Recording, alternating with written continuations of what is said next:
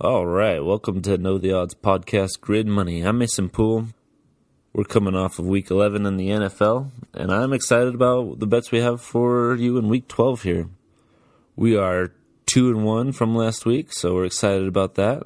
Cincinnati, very strange betting on Cincinnati at all this year, but the numbers are adding up for us, and Cincinnati came through, Saints came through, and our losing bet was the Falcons, and we'll talk about that again here in a little bit. We got them coming up in one of our best bets. I'm stoked about Week 12 because not only do we have 6 bets chosen out for you, 4 of them are money lines, and if you know me, I love money line bets. They're one of my preferred ways to bet.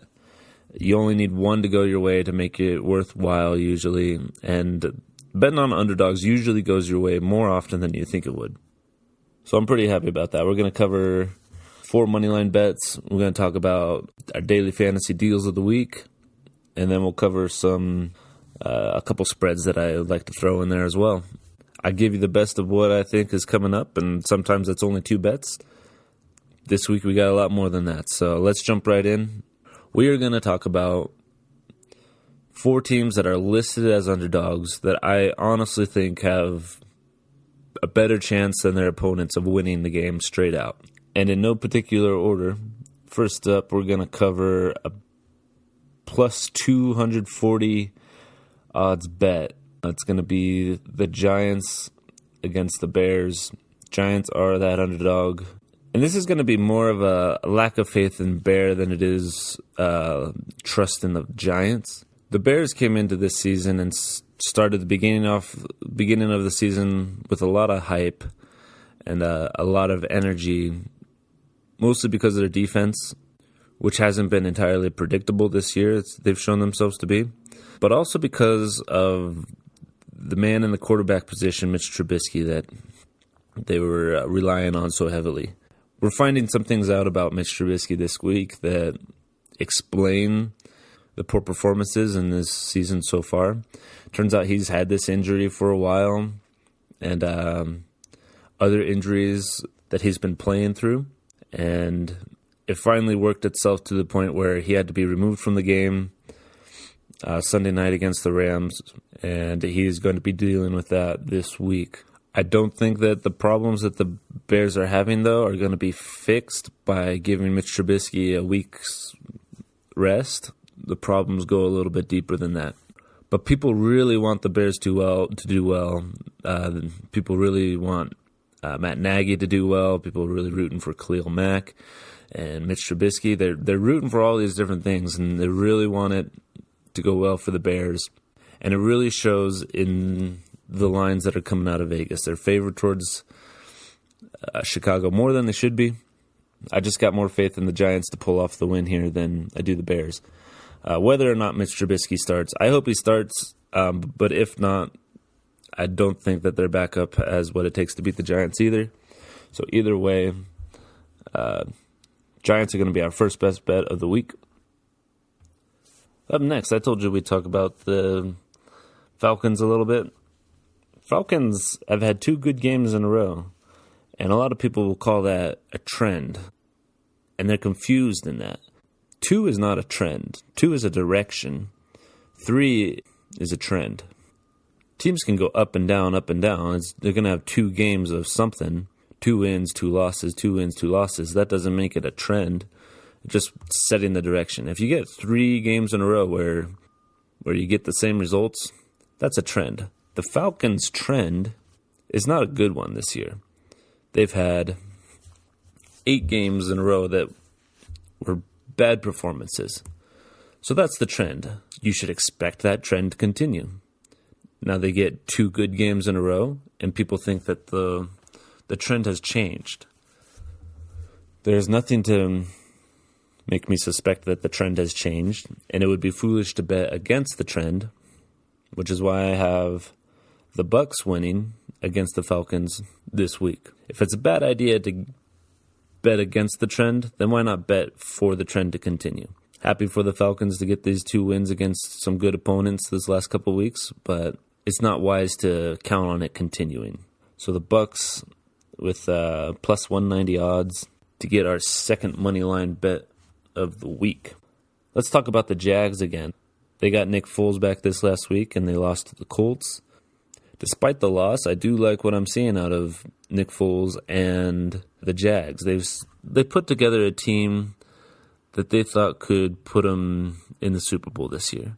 Things went sideways in Game 1 with Nick Foles, and they got lucky with Minshew doing well for them. Things dropped off there. Now Nick Foles is back. He's got his feet under him. I don't think there's anything wrong in assuming that he's going to be the saving grace that they were planning to have at the beginning of the year. It's a little delayed. I think we have it, though, now. Jags are still in playoff contention. They're going to be fighting their hearts out, not just Nick Foles, but the whole team. And I'd say they get the win against the Titans, who have also been doing well, but who are, I believe, in the honeymoon phase of their relationship with Ryan Tannehill. He is not their franchise quarterback. He's got some development before he figures out who he is as a quarterback. And I've got a lot more faith in the Jags picking him apart this week and getting the win over them in Tennessee. For our fourth best bet, we got an exciting game that is just going to be great to view if you want to try to get a hold of it. It should be a lot of scoring. Packers and the 49ers. I hope they both win. I like them both. I'm not emotionally invested with either of these teams, which is important when you're handicapping them. Very non-emotional decision here. But there is a key factor. When you look at these schedules, both of them have had fairly easy schedules.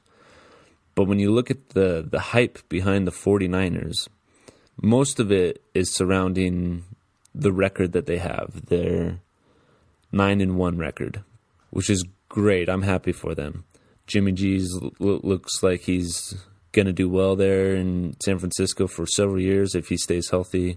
But if you look at their schedule, at the beginning of the year, it looked a lot tougher than it does right now, looking back on it. Some of the teams that they've had their close wins against are the teams that we're not really seen as a threat at this point. At the beginning of the year, we didn't know what to expect from them. But now we realize that the 49ers have played a lot of teams that are not that good. And in fact, most of these wins have been closer than they should be. But if you don't take that into account, having the 49ers as the favorites against the Packers makes sense. It's only until you look at who they've had those wins against that you start to question, do they really deserve to be the favorites and the best in the NFC? Now, schedule and your record isn't the only thing that you should consider when you're handicapping. The Packers have also not had the toughest schedule of the year. But the line against the Packers is hyped mostly because of the record of the 49ers, which is why I'm putting the Packers as getting their underdog win in a Moneyline bet at plus 140 odds. Packers are going to close out our 4 Moneyline bets of the Giants, Bucks, Jags, and Packers. So thanks for covering those with me. We'll see how that plays out, and I'm looking forward to it. Let's take a break from betting and go to more of a fantasy sports approach. We have our deals of the week in each of the fantasy positions and each of the positions on the field. If you go to knowtheodds.net, check out the fantasy rankings page.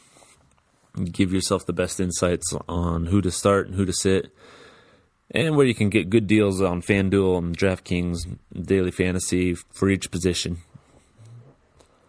Last week we had Nick Foles as our deal of the week for the Jags, and he did good. He gave us just under 19 points, which is fine. It gives you plenty of money to spend on some of the other more predictable players. I expect him to do better this week, so we're going to keep him as our deal of the week in the quarterback position, which is nice because with that loss to the Colts, his price went down almost $1,000. So you can have him for an even better price, and it gives you more money to spend on those more predictable point scores. And we'll give you those insights on knowtheodds.net, so go check us out. Lastly, I want to cover 2 spread bets. Normally, it's all spread bets, and I'm super excited that we had all the Moneyline bets that we can bring to you today. But we got 2 spreads that I think are worth a look at. Up first, we got the Lions against the Redskins. Now, in my opinion, the Redskins should never be considered the favorite team this year. They just don't have it, which they're not. They're listed as the 3-point underdogs, and that is all due to Matthew Stafford not being at the helm this week. He's dealing with an injury. However, the skill level of the Lions and the successes that they've had is not all due to Matthew Stafford. They played very well this week without him. Scored enough points to get the win in most games. But the skill in the Lions is very well spread out throughout the defense and a lot of their receivers. I've got this being a much bigger blowout than just 3 points. I think the Lions are going to win by at least 2 scores. I got them by 10 points, which makes that -3 a pretty attractive bet for the Lions. So the Lions cover the spread, and I think they'll make it worth your while. Another exciting game of the week, just from a viewer's perspective, we've got 2 teams that are right on the edge of being kicked out of playoff contention. This game's going to be important to them, and it's important to consider in the end of the season where a team stands in their playoff contention. It goes a long way to affecting how the players approach the game, their motivation, what their chance of getting into the playoffs is, or how hard they want to try to stay where they're at. And both the Seahawks and the Eagles have a very important game against each other. The loser is going to have a much harder time getting into the playoffs. So they're both going to want this as badly as each other, which is going to make it a fun game to watch. When I look at this game, the word that comes to my mind is consistency. When you look at these 2 teams and you ask yourself, are these teams consistent? One of them is a resounding yes. Seahawks have been there, even in the losses. They've been step for step. Doesn't matter who's injured, who's in, home or away. They've been there the whole time. And that's something that you want to be able to say about the Eagles, but you never can. They've just not showed up sometimes. You don't know where they are. I love the Eagles, and I think most of America does too because they're listed as the favorites here. But I don't think they're a good bet in this situation. They're listed as the 3-point favorites, but the money line is about even odds when it comes to this bet, which is why I'm not having them as a money line bet. It just makes more sense to give the Seahawks the spread. But even odds means that even Vegas doesn't really have an opinion on which way this is going to go. In that case, with America's sweetheart team being the Eagles, and just the consistency that the Seahawks have approached every game with, I got to go with the Seahawks to get the win in this, and you might as well give it to them plus 3 points. That's going to be one of the more exciting games to watch, but I think it's a solid win for the Hawks. So just to review everything that we brought a lot for you today, go check us out at knowtheodds.net for the fantasy rankings. And our moneyline bets are the Giants, Bucks, Jags, and Packers to get the straight-out win.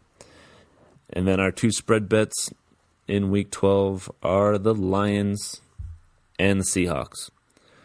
It's going to be awesome. I can't wait to see how it goes down. We'll see you out there, guys. See you next time.